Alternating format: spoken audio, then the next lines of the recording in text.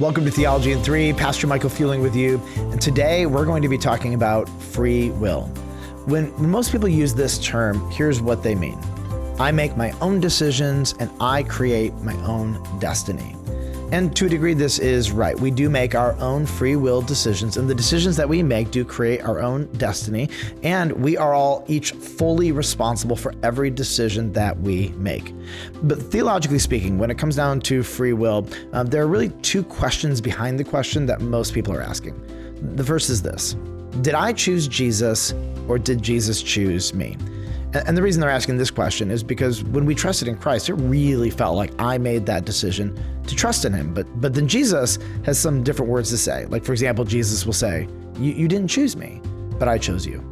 The second question behind the question of free will is this: listen, am I in charge of my life and my destiny or not? And part of being a modern Christian is that we really do want to know that we are creating our own destiny. And so we look at God, we're like, listen, is my whole life predetermined, or what am I in charge of, and what am I actually responsible for? The scriptures have a lot to say on free will. And what we need to do to really understand this is go back in time about 2,000 years and understand that when Jesus and the apostles are teaching, they're actually teaching to a divided context. On one side of the division is a theological group called the Sadducees. And the Sadducees, they didn't believe in the spiritual realm, they didn't believe in angels and demons and the resurrection and the afterlife, and they had a really high view of free will.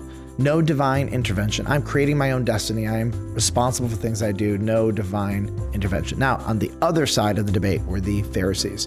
The Pharisees had a very, very high view of the sovereignty of God. They believed in the spiritual realm and angels and demons and heaven and hell and an afterlife. And the Pharisees, though, they believed that if somebody was going to be in a relationship with God, it wasn't going to be because they chose it, but because God chose them. The reason this debate is important is because we have to know something very important about Jesus.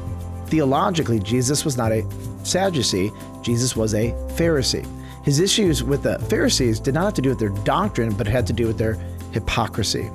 Now, as we open up the scriptures, it has a lot to say on this, and we've already said where Jesus talks to his disciples and says, you didn't choose me, but I chose you and appointed you to bear much fruit. But actually, the New Testament has two specific texts that really rebuke the idea that we used our own personal free will to choose God. 1 John 1:13 says, talking about how we became Christians, says, we were born not of blood, nor of the will of the flesh, nor of the will of man, but of God. And Romans 9:16 says, so then it depends, salvation, not on human will or exertion, but on God who has mercy. Now, there's a lot to unpack in this, but one big takeaway. Our salvation is 100% God and 0% us.